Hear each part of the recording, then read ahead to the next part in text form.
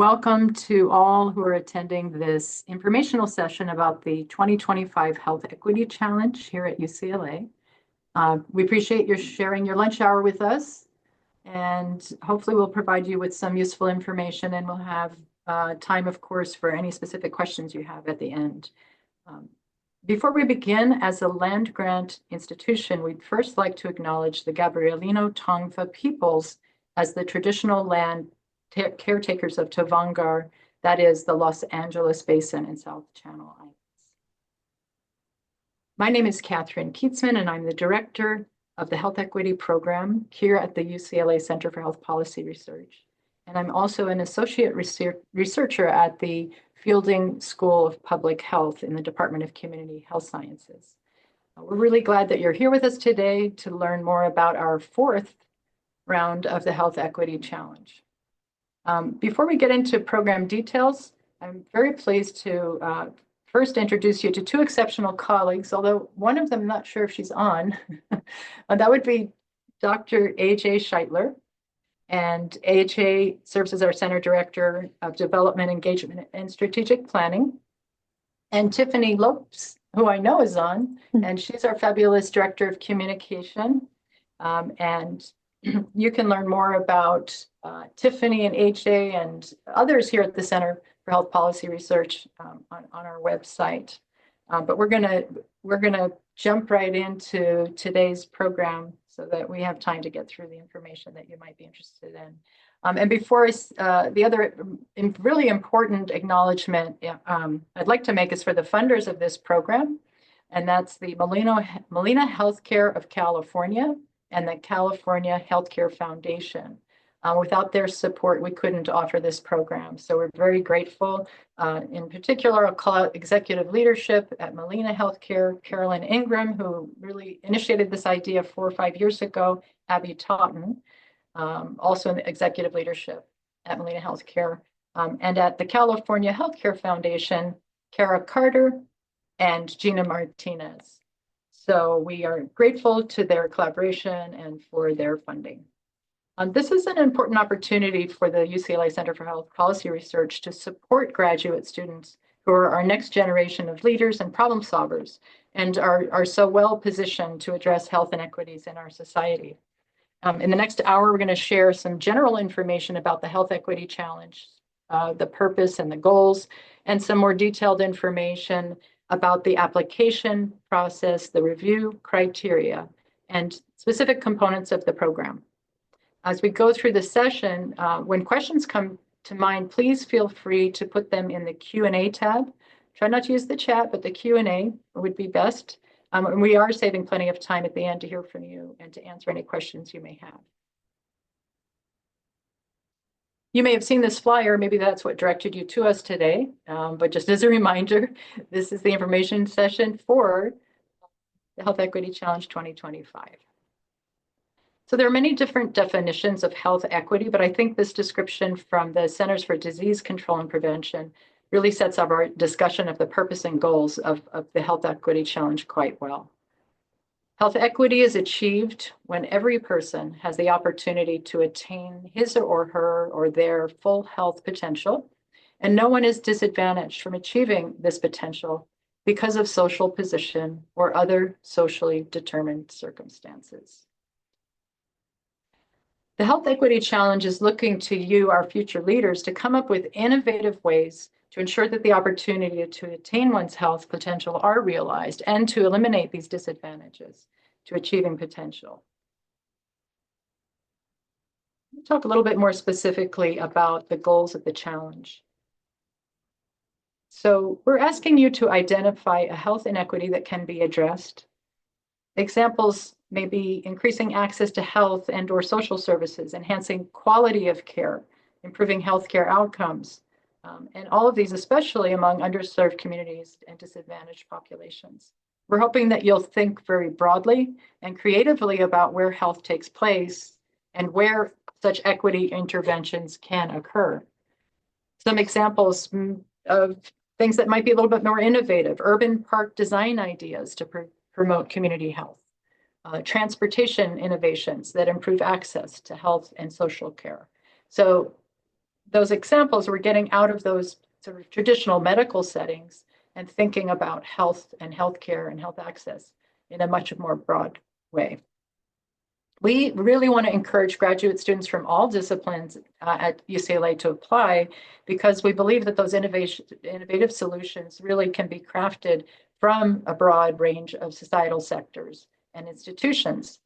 And creativity is often fueled through multi-sectoral collaborations and by the use of multidisciplinary frameworks and perspectives to inform your ideas to improve health. Just to give you an idea of last year's projects, a peer specialist that won, okay, the final four.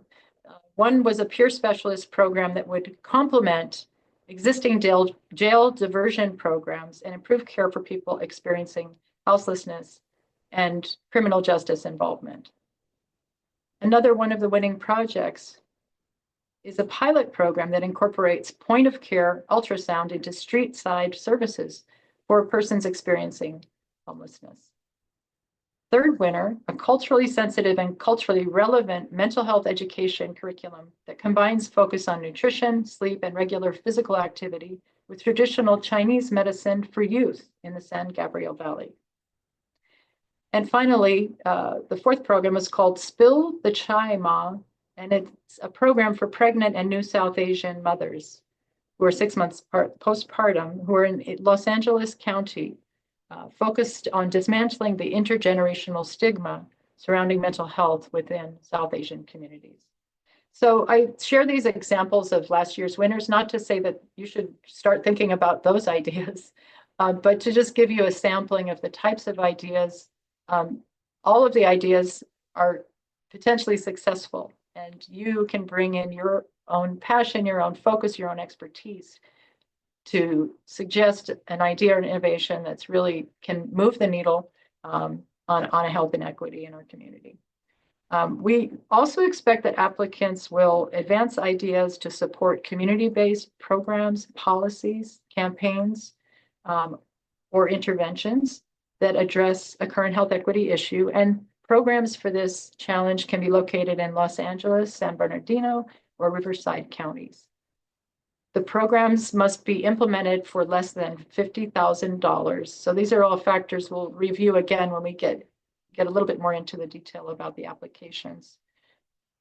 But this is an important piece of coming up with a proposal that's feasible. So we can think of interventions that take us to the moon and back, but we're not going to be able to do those for $50,000 last time I checked with SpaceX. And so we definitely want you to think about things that are practical and can be done in a relatively short period of time.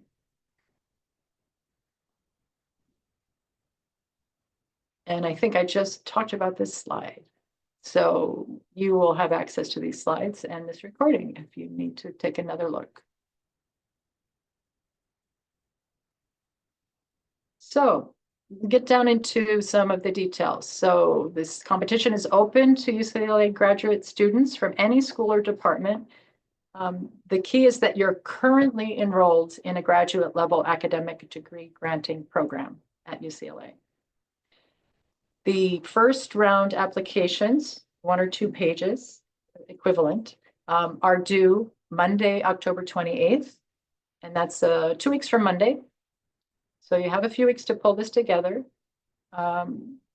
The application is to be filled out online.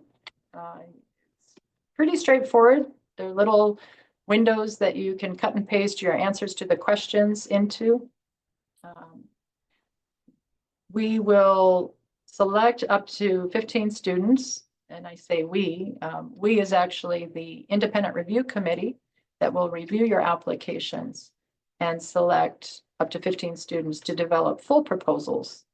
And that class of up to 15 student finalists will be announced in mid-December.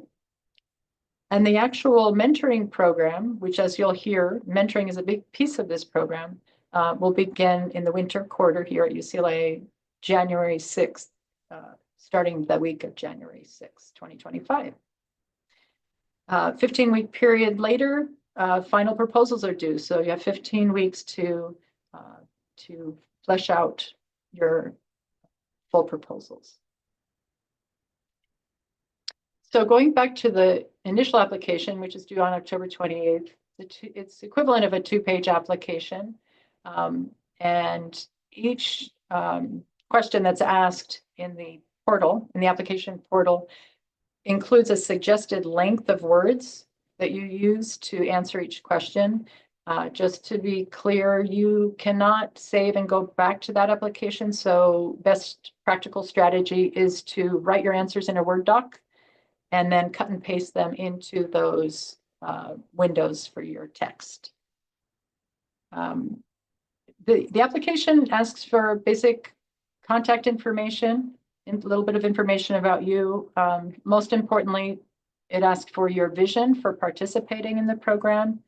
What is your reason for being committed to reducing health inequities? What inspires you to work in this space?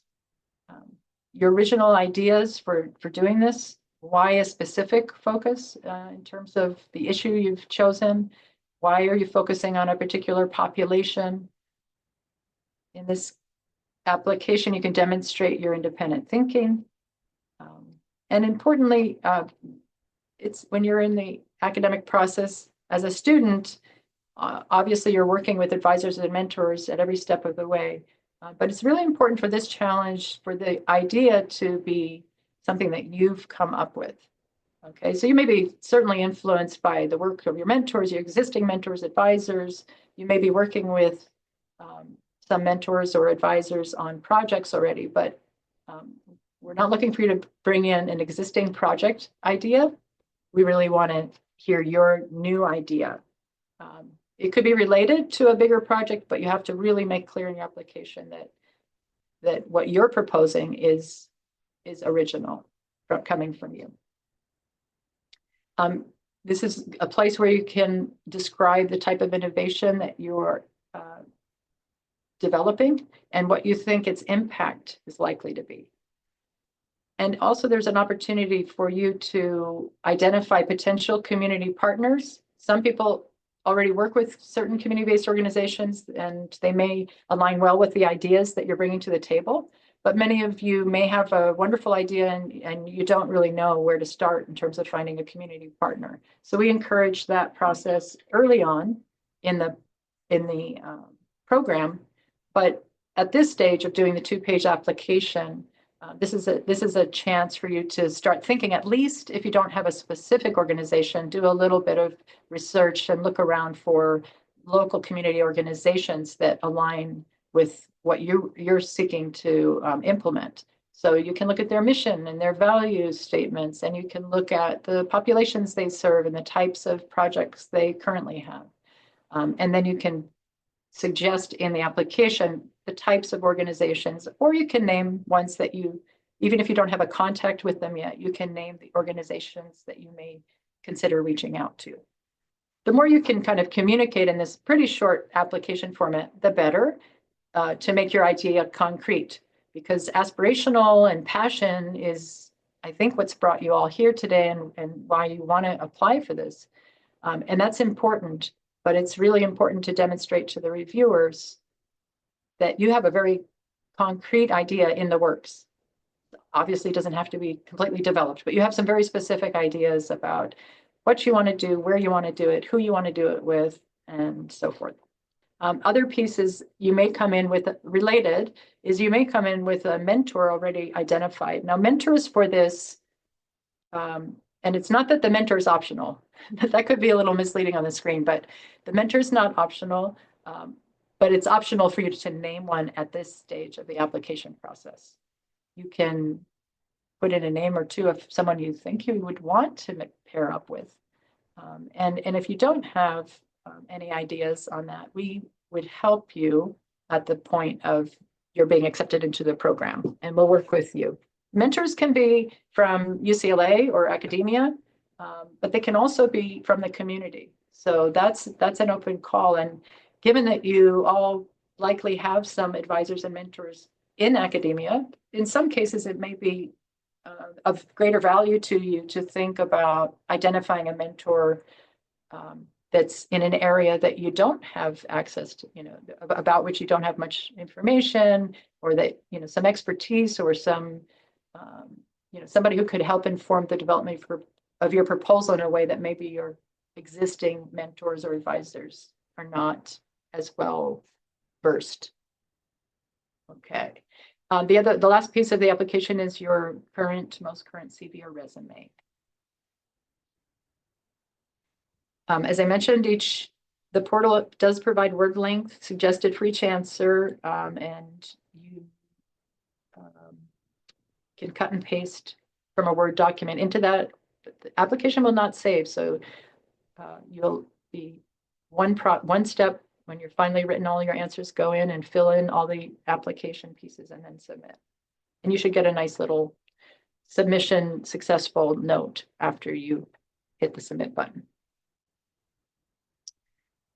Let's see, how many times can I say applications are due? Monday, October 28th, 2 weeks from Monday.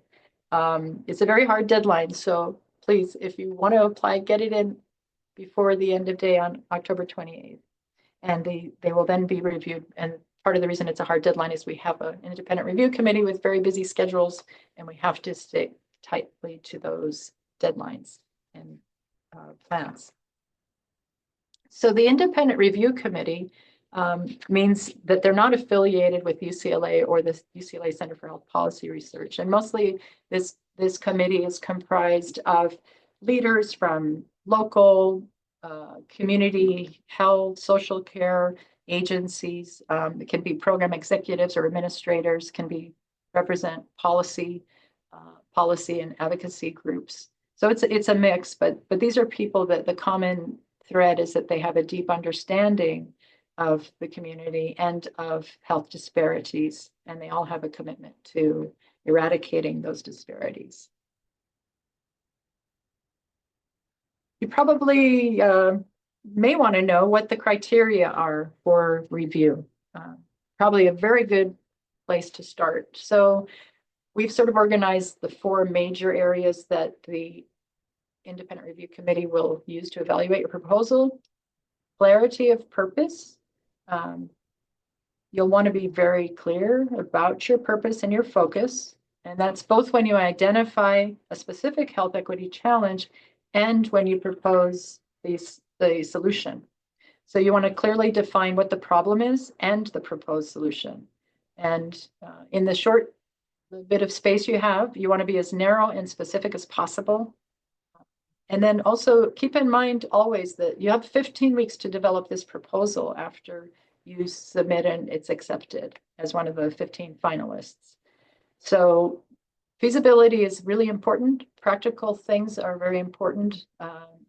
Find a way to link your aspirations to the reality of time-limited development space. Second important construct for evaluating your application is that it's original. I've already mentioned, obviously we're all influenced by mentors and colleagues, and many of us work in different programs and maybe working with community organizations already. Make sure that your idea is yours, that you're leading the idea, that it's a result of your creativity, your independent thinking. That's going to be part of what's evaluated in the application. And the ideas are great, but we all want impact. So you want to demonstrate how your idea has the potential to move the needle on the health equity challenge that you've identified, and you want to illustrate why you think it's likely to make a positive change, especially for historically underserved and under-resourced populations. And again, the ideas that are most successful are often those that are really innovative and take a novel approach to an existing problem.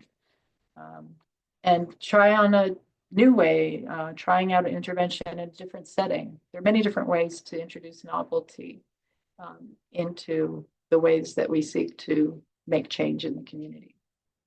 Final area is feasibility. I've already kind of touched on that a little bit, but it's, again, critically important to keep your idea practical, something that the partnering community organization has the capacity to take on. And that's why connecting and identifying a community organization early on in the process is very important. So you have time to have conversations and see what they can do, what kind of resources do they have that can be leveraged, that the $50,000 can help them supplement and enhance something that they're already doing that involves your idea, of course. So you have to think through what's doable given the resources allocated for the organization, and mostly you need to get that information from that organization. So you don't come up with something that's, just not tenable for them.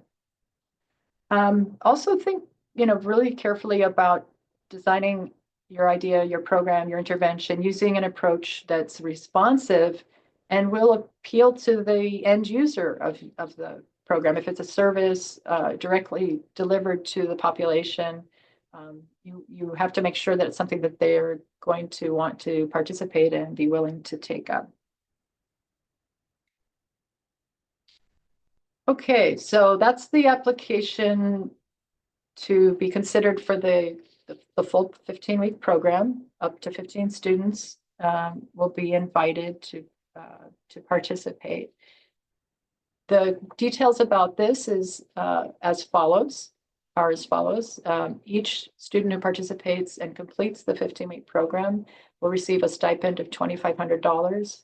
Half of that is issued early on in the program, and half is issued at the end after you've submitted your final deliverables, which in this competition involve obviously the full proposal, but also, as we'll talk about a bit, there's a blog that you will write as part of your participation, and there's a poster that you'll develop to showcase your final project at our award ceremony at the end of the program. We have a mentor-mentee orientation early in the next calendar year. It should probably be in the first week or two of the winter quarter. And ideally, if you have a mentor already connected with, identified, they are invited to that. If you're still looking, then we will help support that process. But that's an opportunity for both mentor and mentee to understand more about the logistics of the program and the focus and so forth. The program of mentorship and training goes over 15 weeks. It involves proposal development and grant writing, assistance if needed to identify that community partner. And we provide a library of resources in a box folder related to health equity, related to different health policy topics. Information about how to translate research to policy and practice, which is really a big piece of what this program is. It's a translational opportunity. Many of you may be, studying a particular discipline to take up or to a health profession. You might be preparing to be a clinician, or you are a clinician of some sort. You may be training to become a professor. This is the opportunity to take an idea that gets implemented by a community organization, and it may be a space that some of you haven't had experience before, and so that presents an opportunity. And even if you've had experience before, this is an opportunity to move that experience forward and to learn from others and to enhance partnerships if you have existing partnerships with the community. The final proposals due April 18th, and up to 4 winners announced early in June of 2025, which is when we have our nice celebration, and everyone's a winner. 4 people, up to 4 people will be selected along with their community-based organizations for the final award, but the entire class has already won by the time they get to this point. And that's why the award ceremony is really great, with the poster presentation and opportunities to share your ideas with the attendees and to network with other people in the program, but importantly, other leaders in the community who will have a great interest in all of the work that you do.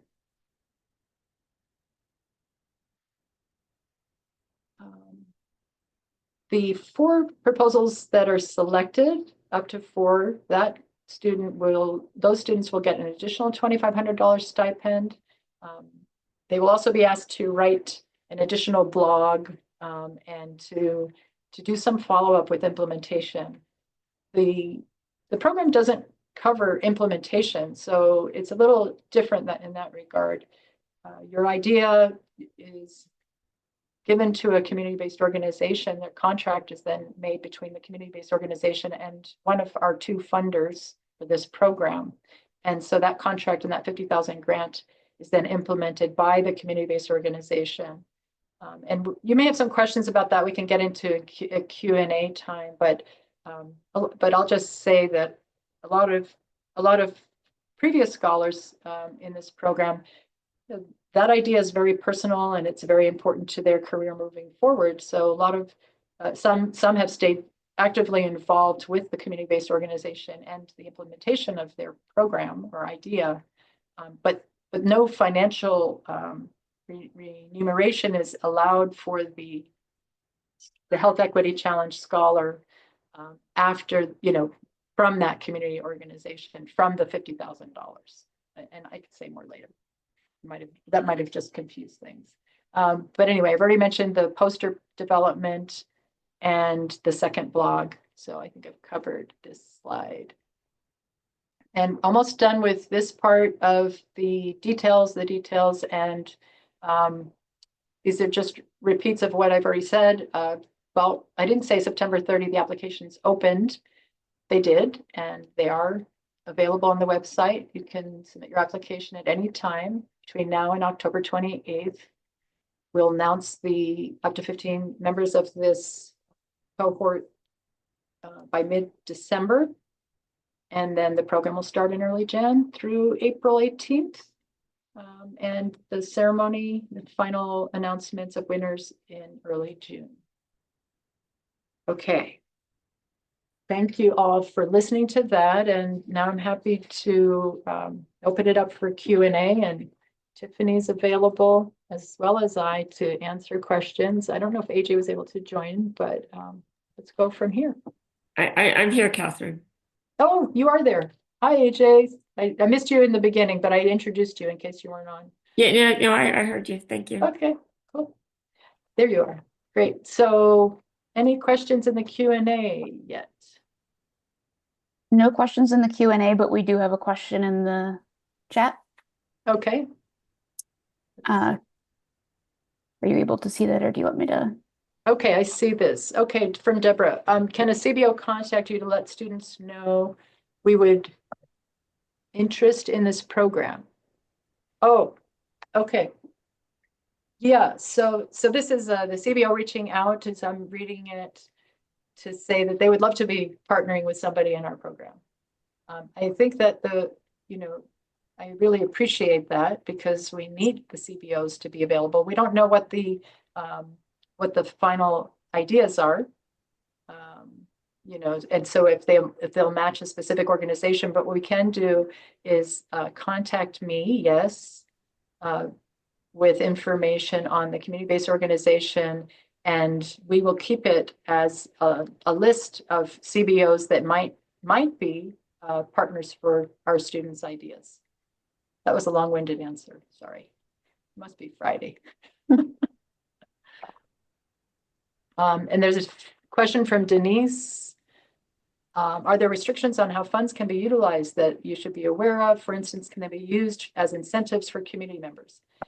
Great question, Denise. I mentioned, I think, that the contracting with the community-based organization is actually handled directly between one of our funders, the California Healthcare Foundation, or Molina Healthcare of California, and the community-based organization. And all of that is negotiable. I think when the proposal is written, making clear if that's a part of the idea that incentives are important, make sure that that's represented in the proposal, because the proposal provides the first part of that contract that the community organization crafts with the funder. So it's hard to talk about specific restrictions because it's going to be very specific. I mean, it's going to be very specific to the ideas and to the CBO's practices. But it's all can be negotiated. I hope that helps. Great.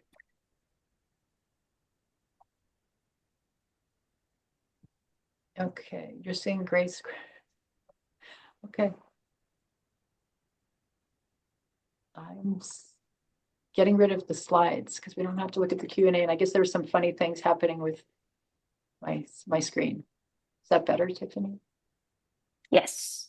Okay. And now we've got some questions coming in Great. to the Q&A. Okay. Can people also ask verbally, or is it just Q&A? No, they can ask verbally. Okay. Yeah, so then if you want to just pose a question verbally, feel free to do that. And Q&A, I'm not seeing on my screen. There it is. Okay. Okay, can two students work together and share the award? No, this is set up to be in an individual challenge, and it's structured to support. Each stipend is structured for one student, and so that's how they're awarded, and we don't entertain more than one applicant working together. And I don't want to say that and discount the importance of collaboration. So we have had very collaborative cohorts in the past where, not everybody, but some people help each other out and support each other as each student independently develops their applications and their proposals. And I think that's the way the real world is. But for the purposes of this challenge, yeah, it's one person applications. What constitutes a community partner from Larissa? Community partner can be community organizations, pretty broad. One of our funders does have a limitation and can only fund nonprofit organizations. And there's a way to check that if you don't know, but certainly if you're already talking to a community organization, or when you do, you check out to see if they're like a 501c3 nonprofit organization. And so, but there's a really broad range, and one of our partners can also support for-profit organizations, but we haven't ever had any, but they're not restricted from supporting. Denise asks, is the challenge limited only to the 3 counties mentioned? Our focus has been on those 3 counties. Those are sort of priority geographies for this challenge. I wouldn't rule out another county that's adjacent. I guess if you're thinking geographically, yeah, I think it would be okay. Ventura's just north of us, right? And I believe somebody else had asked a question about Orange County earlier, and to me through an email. And I think we could consider the larger Southern California area.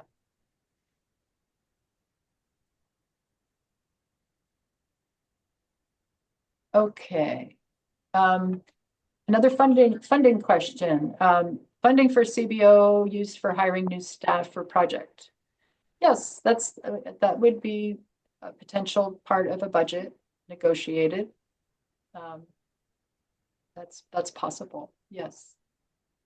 Irene, can a student list 2 mentors on their application, limited to 1? So if you haven't secured a mentor, if you're kind of shopping for mentors, you can list 2 potential. Yes. There's only a primary mentor, however, that we want to be like the formal mentor for you in the program. And that helps with accountability and focus.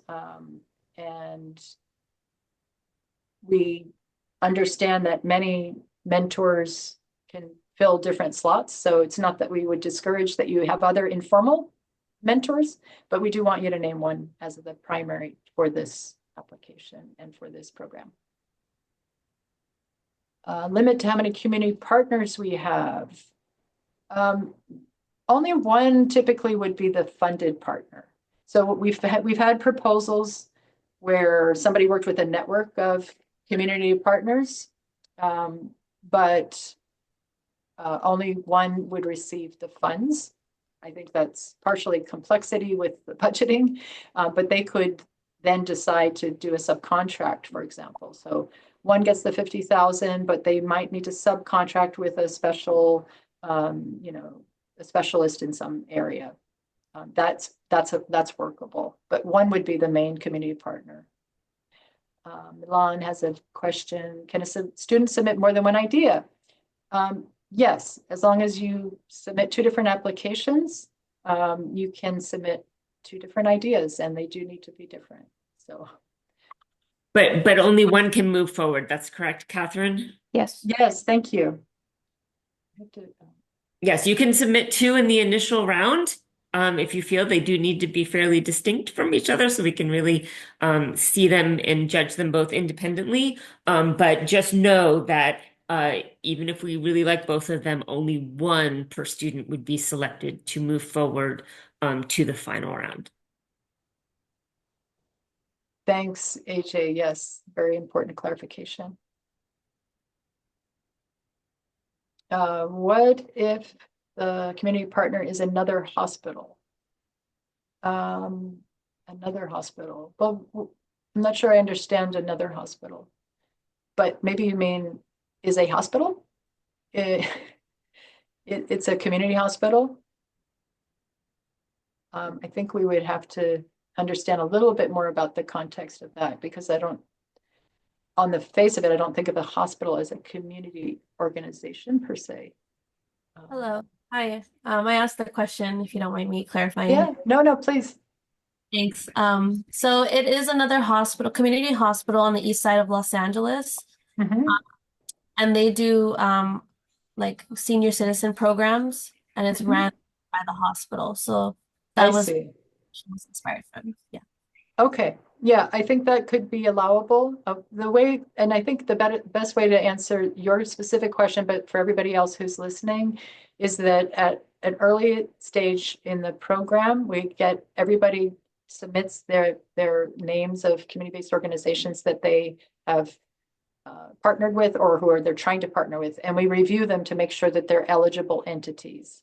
So if there's anything that's kind of in a gray area, we'll look at it as soon as possible with the funders, because again, that falls within whatever restrictions they may have for funding. Thank you for raising that question.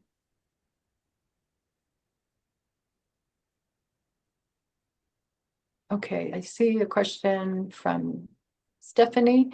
Can you speak a little bit to our partnership with the organization we choose to work with?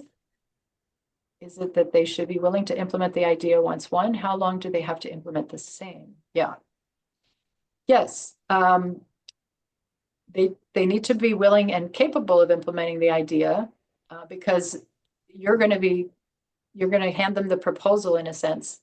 They're going to take the idea and they're going to implement it. So they have to have that capacity. That's why the earlier conversations with that community-based organization, with their leadership or point person, are really important to make sure that it's something that they can take on, that it's feasible. Hope that's helpful. Anybody else on our team want to add to that? Tiffany or AJ? Good. Good. We do have another question that came in the chat from JL. Is it possible to get more information about the full proposal? In other words, length, level of detail, etc. That will come after this first round. I think you're asking about the full proposal. Yes. It is. I can tell you. That would become part of the program, but it is not a lengthy proposal. It is probably, that might be part of the challenge of the challenge. It's 6 to 8 double-spaced pages. So that's the length of the full proposal. And on the one hand, oh, that's less writing. On the other hand, it's much more careful writing.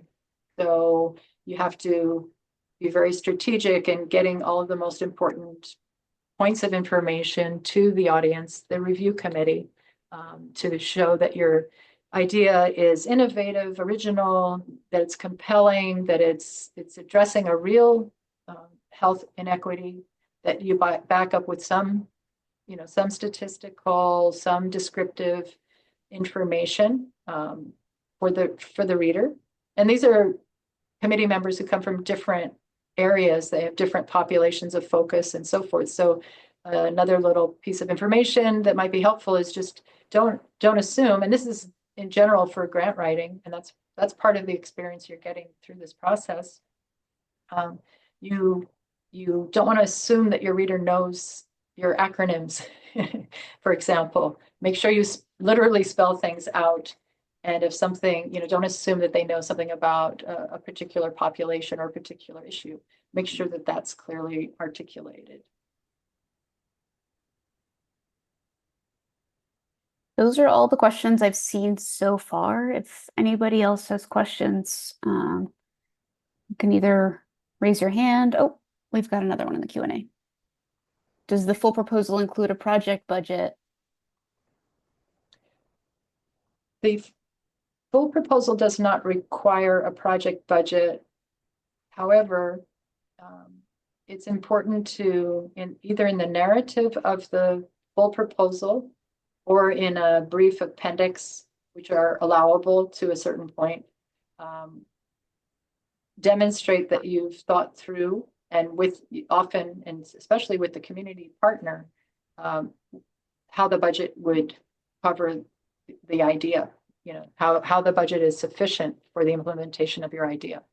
Or conversely, another way to think of it is your idea tailored and honed down enough to be feasible for that organization to implement? So it kind of affects thinking through the budget. It helps you address one of our evaluation criteria, which is feasibility. And so even though you don't have to craft a budget, an outline, at least some high level sense of like how much would the staffing cost or any particular special equipment costs, those high level, even just spelled out in a narrative form, will be helpful to demonstrate that part of the evaluation criteria of your proposal idea. Yes, as Catherine mentioned, the feasibility is really key. So just making sure that the independent review committee knows that you're able to do this within the $50,000. The appendix she mentioned, some folks include appendices.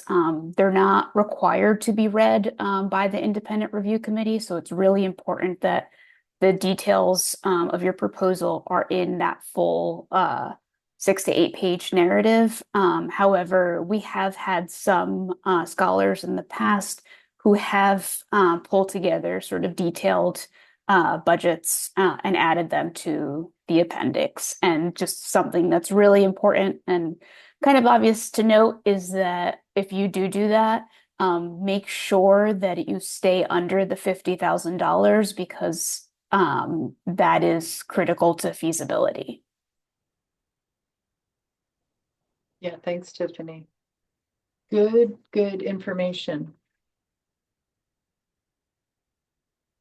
Should the $50,000 budget and feasibility be assessed based on a specific timeline? For example, design a proposal that's feasible within 1 year, 2 year, 3 years? I mean, often those two things do align, right? Because if you're working with organizational costs, it's going to have some overhead. There's going to be costs. The longer the project, the more potentially those costs will add to your budget. But there's no real hard and fast rule to that. So I think if you start with what the timeline is that your program or your intervention, the ideal structure of it, and have that conversation with the CBO to see if they can accommodate it within. I think most of our projects have proposed within a year. That's, I think, probably the most common. AJ or Tiffany, does that sound about right? Yes. One year timeline. But there have been a few exceptions, but just be clear about why the other, the additional time might be necessary. There may be real practical reasons why an intervention needs to be stretched over 2 years. But again, the challenge is then to align that with a small budget. And if the organization you partner with might have access to other funding sources to supplement what they're getting through this, then that's another piece that you would want to make clear in your proposal, because you might know that they can buy that $50,000 piece of equipment they need, but the reviewer doesn't know that. So if your intervention requires a very expensive piece of equipment and it's not going to get funded through the Health Equity Challenge Award, you make sure you articulate where that's going to come from. Otherwise, the reviewer will say, "Oh, well, this isn't feasible. Are they going to buy that equipment and still do the program?" So that's just an example. And we have another question. Catherine, what is your email to let you know a CBO is interested in this project? Oh, sure. It's my last name. I'm going to type it in the chat. UCLA.edu. And so I'm wondering if everybody wouldn't mind a fun little exercise.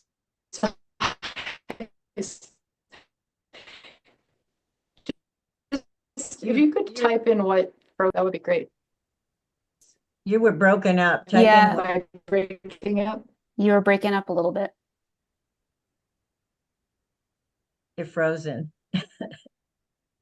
Did you hear my request? No. If you could type it in the chat. Oh, that helps. Yeah.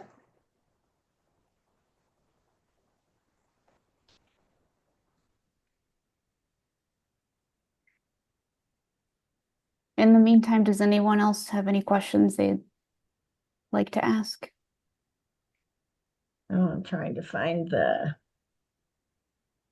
email. It's posted in the chat. Got it. So in case you haven't seen the chat, Catherine asked if everyone could drop in the chat your department and program name.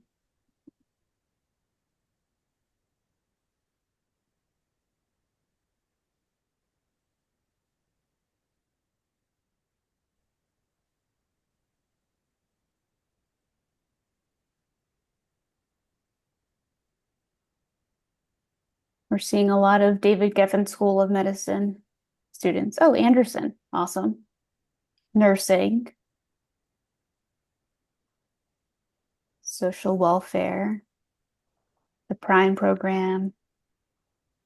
The Fielding School of Public Health. Yeah, I think that's something that we have discussed kind of over and over again, is that people see this challenge and they see health equity and they think this is something for David Geffen School of Medicine students and students at the School of Public Health. But this is really open to any and all graduate students across all of the schools. So if you have friends who are interested, or you think might be interested or have a great idea, definitely pass this info along to them, because we're really looking for, a broad range of ideas. Can you hear me, Tiffany? I can hear you now. Okay. Thanks for that. And then also it makes the program so interesting. It makes the cohort really interesting when you have a diversity of people from different schools and departments. And I think that's the great opportunity to learn from each other. I'm realizing now somehow I didn't mention anything about the fact that we have webinars. We do have office hours as part of the program. How did I miss that? AJ, Tiffany, you want to say anything more about like those kinds of things that we do? Yeah, so a lot comes up while you're working on proposals, a lot of questions. And so we want to make sure that everyone has the opportunity to hear those responses to questions that you may have. So Every few weeks or so, we host just an office hour, and folks can come in if they want and join us and ask questions about your project. And Catherine, AJ, and I will all be in attendance. Any question you may have, drop in. You can drop in for 5 or 10 minutes and then leave, but we reserve that hour for you to just come in and ask whatever questions you have.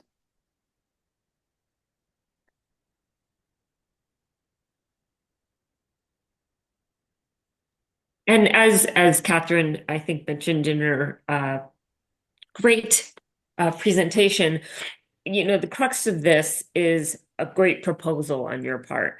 And for those of you who haven't done that yet, we're not throwing you to the wolves. We're going to give you a whole training on how to write a proposal.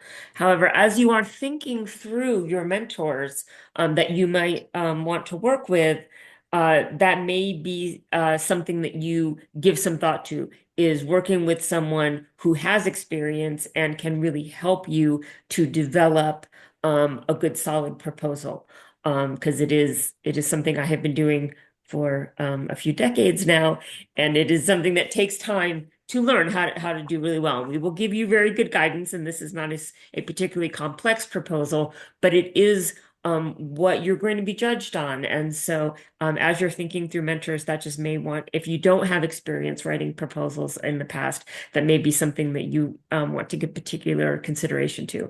But that is one of the trainings that we're going to give you. As mentioned, we do record all of those and leave those available to you all to review later. But if you're able to join, that's something that we really recommend you carve out space for, so that you can get your questions answered in real time, as well as coming to those office hours, because we are here to try to make all of you successful in this. So I know you all have a lot going on, and it's sometimes very busy with all of your classes. But if you get to be one of the grantees, we recommend that you put some effort into this, because we're here for you.